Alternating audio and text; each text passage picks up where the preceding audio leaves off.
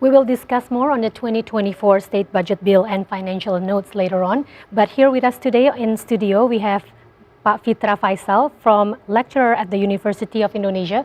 Welcome to TVRI World. First of all, after watching the President's speech this morning at the first plenary, what's your take so far? So we have a very long-run target, 2045, and which is, at that time, we're trying to seek stable growth, around 6%, and our target is to escape from the middle income trap. Yeah. To have an average of 6% growth is actually a very difficult task, because to achieve it, we need at least year-on-year export growth around 9 to 10%.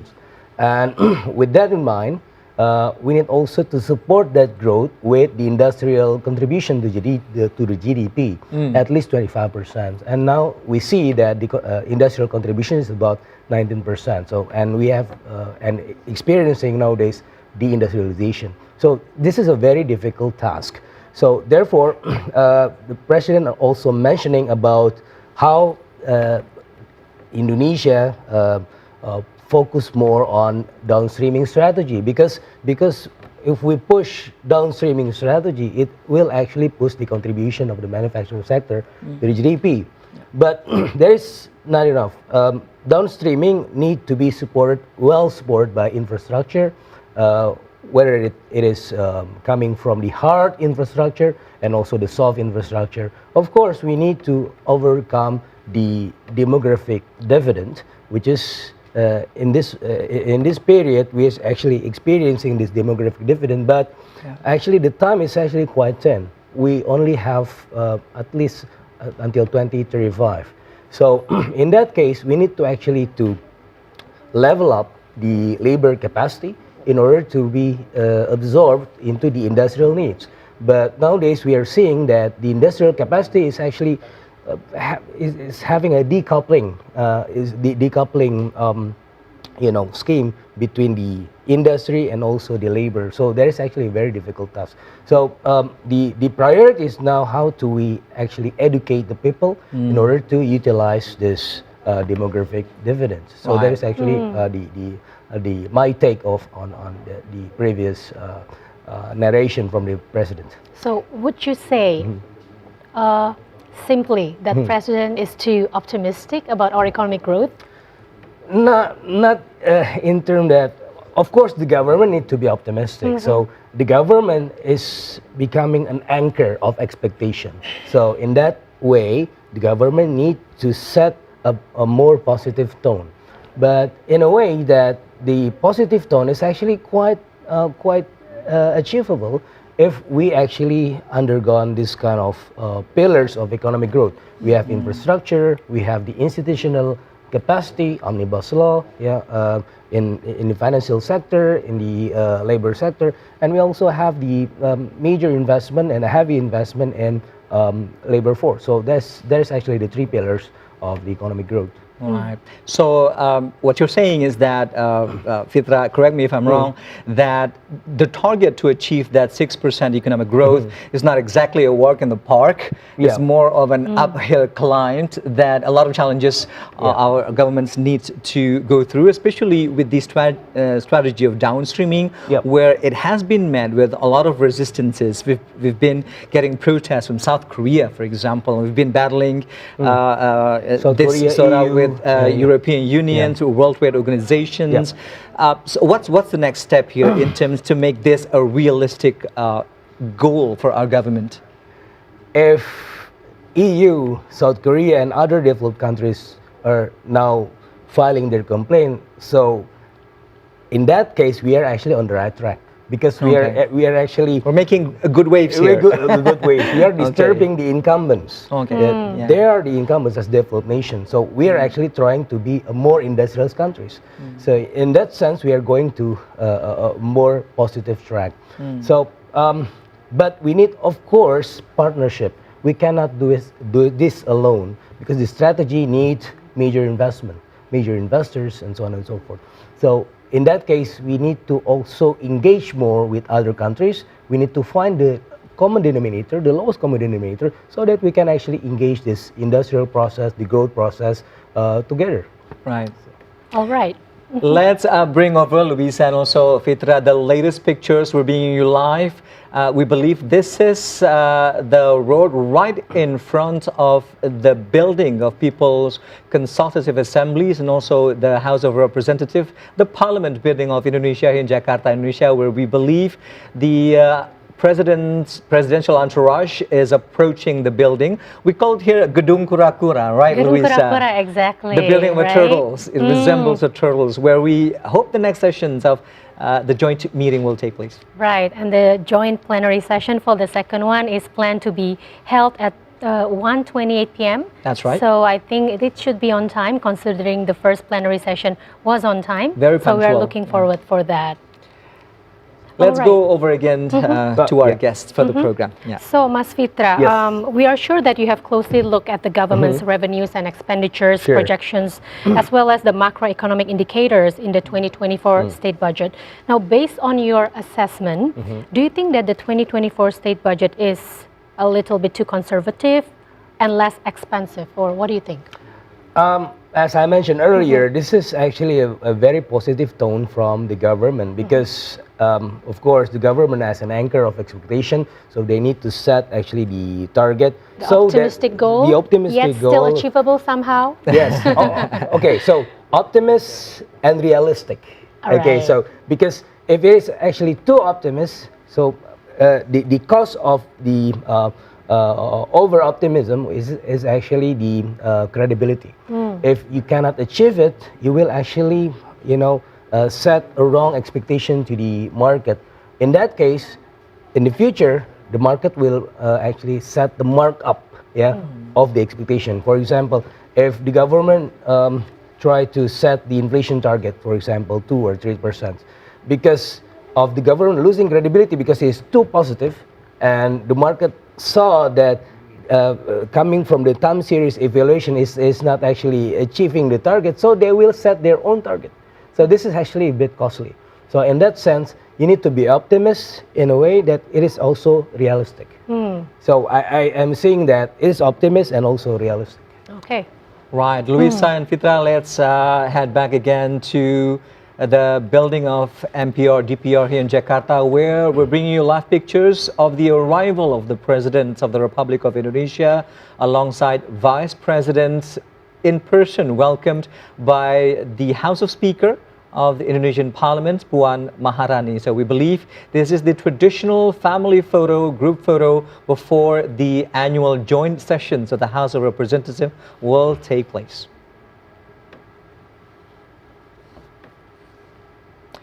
While we bring you live pictures, I'd like to go over again to Fitra, our guest for the program today. Fitra, if we have a quick look in retrospect to last year's budget review of the administrations, what's your key takeaways of our financial reviews from last year? So last year, actually, we achieved a very, very considerable target in the light of deficit, for example. So actually, the deficit target below 3% deficit should be this year or maybe next year. So when we achieve 2022 below the 3% deficit, so it is actually telling us that fiscal consolidation is on the right track. And Morgan Stanley actually also mentioned it just a couple of years ago that one of the things that can actually bring up the Indonesian economy, aside from the post-pandemic euphoria, is fiscal consolidation. So Fiscal consolidation. Fiscal consolidation. Okay. So the deficit is getting thinner, but the economy is getting bigger, so it's actually quite healthy. What do you think accounts to that, our deficit getting better? Because it's more and more efficient, and then other actors aside from the government. So we have the government, we have also the private sectors. Previously, in pandemic period, the government is actually the most dominant actor. But nowadays, other actors, outside the government is under the recovery scheme. I would say everyone is getting so excited these days, right? So everyone is spending. So there is actually the main push for our economy, Yeah. especially The wheel today, of the this economy, year. what President Yes, would say. yes, yeah. Let's keep it moving. Yeah, in a sense. spend and spend. Spend and spend, especially for the government institutions, because they tend to do more at the end of the year, and the president has strongly reiterated at Yeah. the beginning of the fiscal year to start spending, so we can get it moving from the Sure. start of the year already, Sure. rather than waiting to the end of the year. Sure, because the government is the ecosystem enabler. So when Ecosystem enabler, when the yeah. government is actually giving the stimulus, it will be actually multiplied with other actors in the economy. So if the government is actually doing a very positive spending, so does the other actors. So that's actually the main variable of our economic growth today, this year, and actually also the next year. Right, because the government's money also comes from the people. Sure, So when they sure. spend it on people, then people will have money course. from what the government is spending. yeah, I mean, I'm just thinking from dummy perspective here. a Yeah, little we're bit. trying to get that domino effect happening. Exactly. The So, multiplier effect. The multiplier effect. Now, Fitra, next year the state expenditure will focus on an improvement of human resources, economic infrastructure, education, and the reduction of stunting cases and Yeah, poverty. yeah, That's yeah. also a focus. In your opinion, Fitra, which programs should become the government's main priorities? Of course, all our priorities, because all the variables you mentioned is actually under the Sustainable Development Goals targets. But of course, we have the short-term and the long-term variation of the outcome. For example, in poverty, the government can always intervene, for example, by spending more on the poor people. So that will actually overcome the poverty incidence. But for stunting, the human capacity, the institutional capacity, the human quality, it actually take longer time. So we need actually to wait more. Yeah. So Right. maybe in 5 or 10 years. Yeah, not to mention the misallocations of all Yeah. these funding coming from the government, because last year we remember precisely what's making headlines on the topic of stunting, how Sure. President Jokowi Yeah, was enraged by how the huge fund was used. For seminars, for a lot of meetings, Sure. for a lot of stayings at hotels, rather than buying food and Sure. nutritions for children. That's really sad to where hear. That is exactly what President was saying. It's harrowing to see how the misuse of this huge fund. You think that we should take stern action to sort of redirect these fundings towards the correct path? Of course, because our fiscal capacity is quite limited, so that we need to actually allocate it as efficient as we can. Yeah. So in that case, we need to have a very good planning, and then we need to also to increase our transparency in spending. And monitoring as And well. monitoring, of course, in the period of digital economy and digital technology now, Exactly. it's actually quite Digital easy, transaction, quite yeah. easy to monitor and to trace evaluate too. the transaction. So in that case, the president is actually on the right track, on the right manner. Now, Fitra, you did say just now that all the programs are all priorities, but if we can just have your opinion, throughout President Jokowi's presidency, what of his program has been very successful? Infrastructure. Yeah. Infrastructure. Infrastructure is actually very, very straight to the point. Yeah. Because as I mentioned earlier, to bring up the industrial capacity, we need at least the facilitation, roads, bridges, the dams, the infrastructures, and so on and so forth. So that's actually become the main priority, because with infrastructure we can actually invite also investors to come, right? So in order to do so, of course we need to spend more, and then of course in the light of infrastructure investment, it is not a short-term investment. So when you Exactly. invest on infrastructure today, this year, maybe in the five more year we can also we can actually see The ROI is for long term. The outcome, yes, sure. But there's Yeah. actually the first pillar of the economic growth, as I mentioned earlier. But the second pillar, which is now is actually ongoing, is how the president and also the administration is now pushing forward to the institutional environment through omnibus law and in financial sector, in the labor sector, in order to push the business climate, and also to invest to invite more investors to come, because we need money in order to grow. Fitra, before we bring you the live visuals, I think we're moments away from the opening ceremony of the presidential State of the Nation address. Just a few minutes away, we believe. Fitra, the world economy, however, is still recovering from many upheavals in the last year alone. In the last 3 years, if I may say that, the COVID-19 pandemic, the recent banking turmoil in the US, you know, when they can't pay their debt and the debt ceiling is hit, and so many global uncertainties. Do you think that these global uncertainties will, in a way, affect our economy in the coming year? Of course, the whole world is just like a single organism. So if you have some difficulties and some actually shocks, in the Western counterpart, so we'll be having, of course, the disruption coming also to Indonesia. But what actually the main interesting part is when we actually is actually able to cope with all of the global external shocks. And just 2 days before, we actually just hear that the second quarter growth in Indonesia is about 5.17%.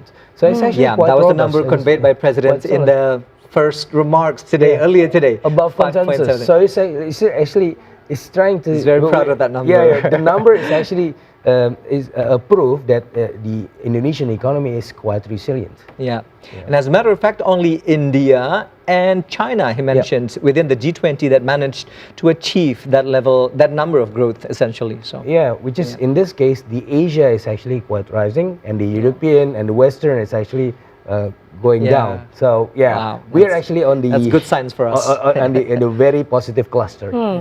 Now, Fitra, apart from infrastructure, you mentioned as a program that President Jokowi was very successful in. What other programs do you think that the president has really excelled? So, but Jokowi is actually a man that actually doing his job very well. A man of his words, essentially. Man of his word, and of course, he's not very good at speeches, but he's very good when doing some concrete actions. So it's that NATO, no action, talk only, but he's not that. He's all working. He's not really talking, he's all working, but he's all working. Yes. So, but that's what we need. He's a man of result, not speech. Yes. So, as maybe you know that most of Indonesia is very good at making plans, but it's actually very difficult to make it in reality, to realize it, to realize the commitment, to realize especially the plan. organizing this country with so many islands. Because if you see the documents, all is actually very positive, but who is doing the work? So that is actually the problem in Indonesia. But Pak Jokowi is actually the one that is actually doing all the plans into reality.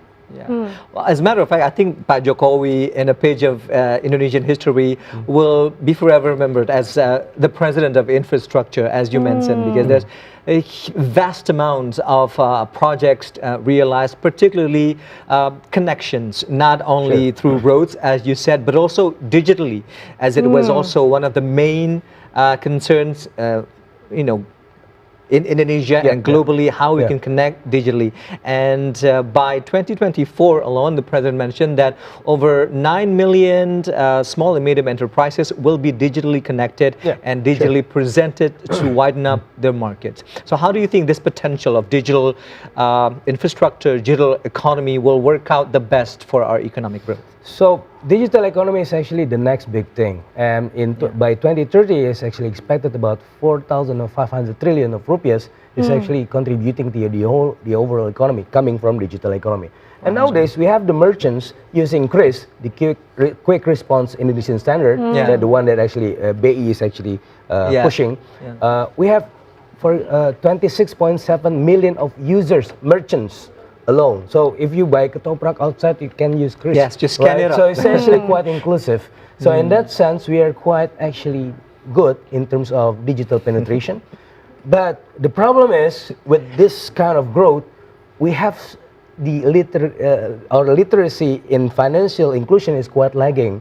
So if you see some cases in pinjol, for example, peer-to-peer lending, that is actually the problem. That is concerning. Of course, we have the digital penetration all the way, But the digital literacy is actually the problem. So that is actually the homework for the government and also for all the stakeholders. And now that you mentioned about the digital Yeah. shopping and stuff, I mean, like, we are really struggling competing with like other countries such as China, because they produce all these products in such a cheap price. Everyone is facing difficulties competing with China. Exactly. So I mean, like, how is Indonesia supposed to catch up when we are fighting against all these other countries that are so ahead of us? Yeah, so it's not fighting, but it's actually a collaboration.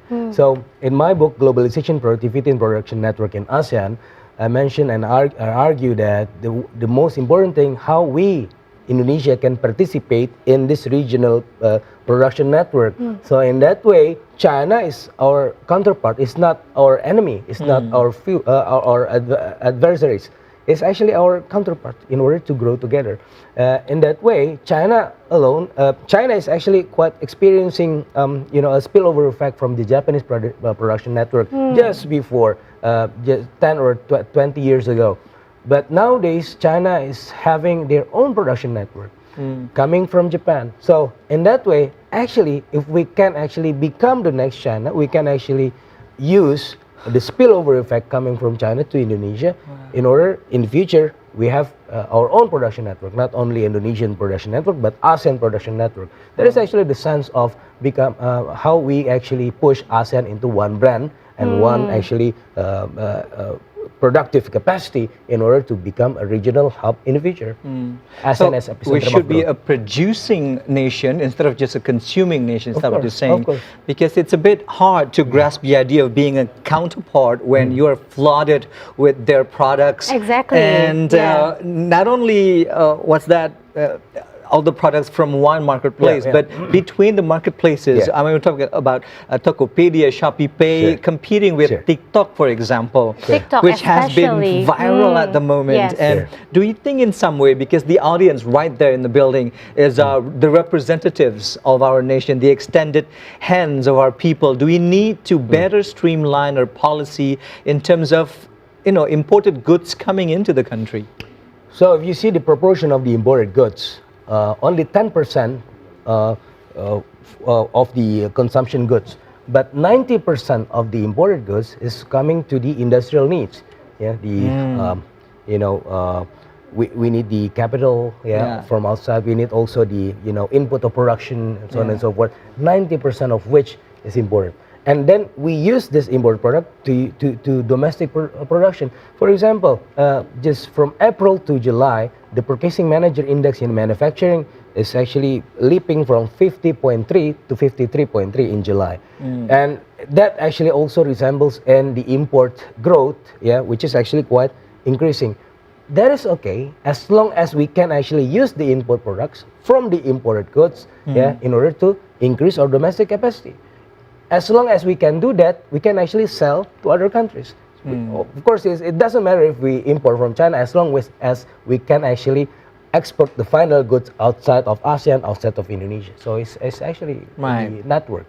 With all of its added values. Let's bring in, again, the latest visuals from solemnity there as we witness President of Indonesia Joko Widodo alongside his entourage leaving the room of the proceeding today, marking a lot of significant accomplishments of our government in the past year in terms of making the most of our financial budgets. However, would you agree with the statement and analysis, Fitra, saying that for the final year of its administrations, the budget seems to be very much more expensive? So it's actually typical of political budget cycle. So during the incumbencies and during the last periods, so usually the budget actually just slightly increase. But we need the budget to be increased to actually to incentivize and to give subsidy for the extreme poverty, especially because this is actually very concerning, and this is actually also not only Indonesian target but also global target. So in that case, we are okay. And then if we compare between the revenue and the spending, the deficit is still under 3%. Tolerable, yeah. And it's actually quite okay in terms of fiscal consolidation. The growth target is about 5.2%. As I mentioned earlier, this is a very positive note and very positive figure, but and at the same time, it's also realistic. Why? Because this year, my projection is about 4.96%. We can achieve 5%, of course. But to achieve 5.2% next year in 2024 is actually is not impossible. It's actually doable. So, of course, we need extra effort given the global surroundings, but Yeah. it's actually quite achievable. So, in that case, the government is anchoring the positive expectation and also actually putting some, very realistic figure. Fitra, watching the President Jokowi's financial notes just now, one of the key highlights was the government's plan to increase the salary of the civil servants. And as we have heard just now, 12%. Yeah. What's your opinion about this? Lucky for me because I'm ISM.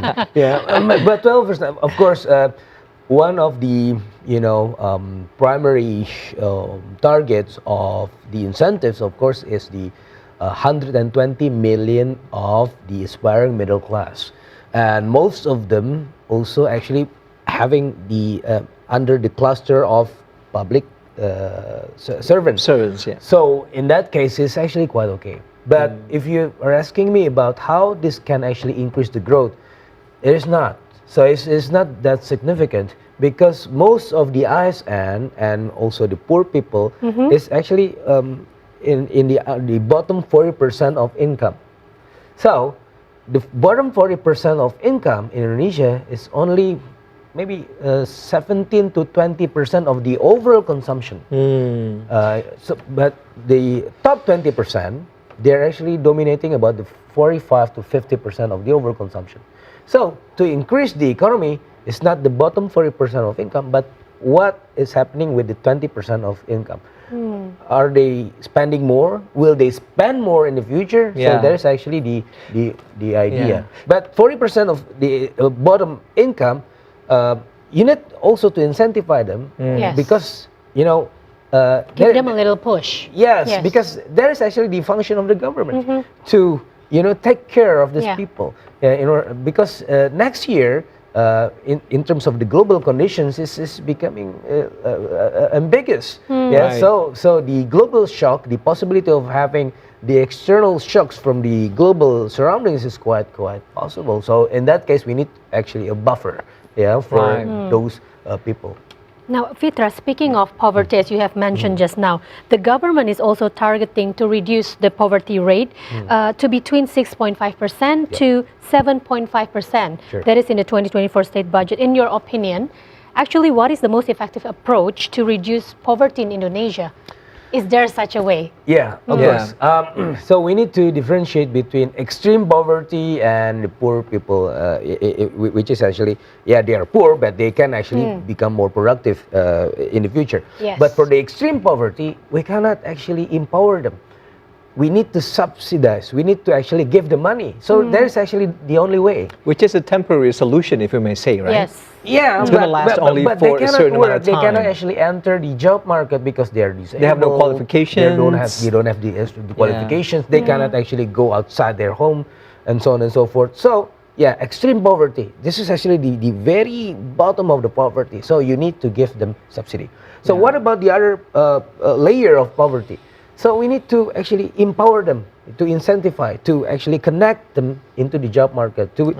We are actually trying to grow our industrial capacity. In that sense, we also need the labor. So we need to engage more between the labor side and the supply side here to become more entangled.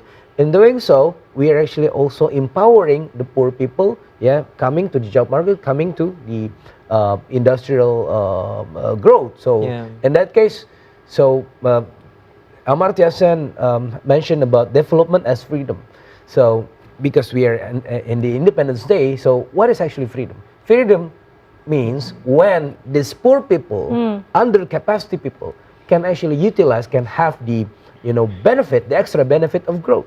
That is independence in terms of sociological overview. Yeah. However, on a more positive note, one of the things that President Jokowi with such pride conveyed is that in the past few years we've shifted towards becoming an upper middle income country, meaning that we are seeing signs of getting out of this trap, the middle income traps. So what are the strategies, do you think, from your perspective, share with us, please, Fitra, in order to be able to achieve this as we head towards the Golden Indonesia 2045, as over and over again mentioned by the President?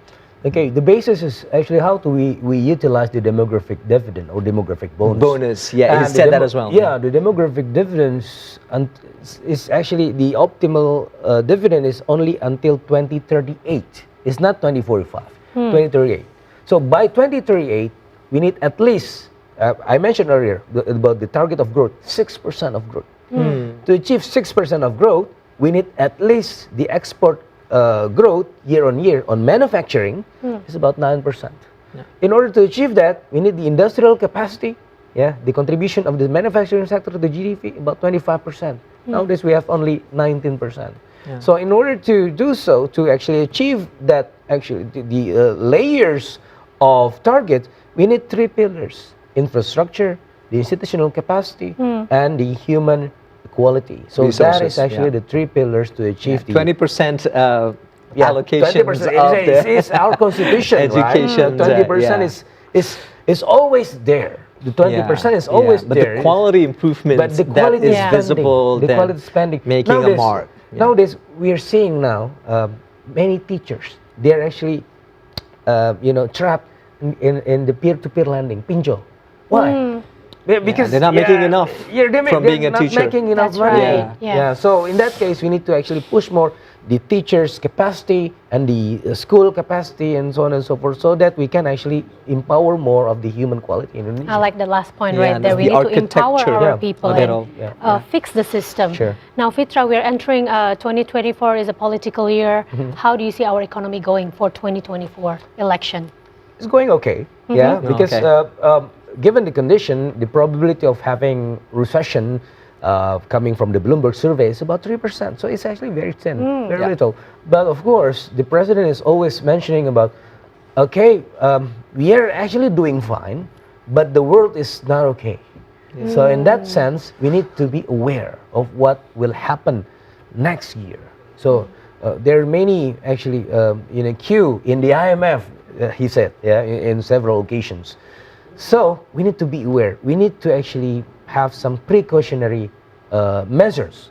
One of which is we need to take care of the vulnerable, the most vulnerable people. That is why Pak Jokowi also mentioned about how we increase the subsidy for the poverty, the poor people, and the extreme poverty in order to becoming the safeguard of the future shocks. All right.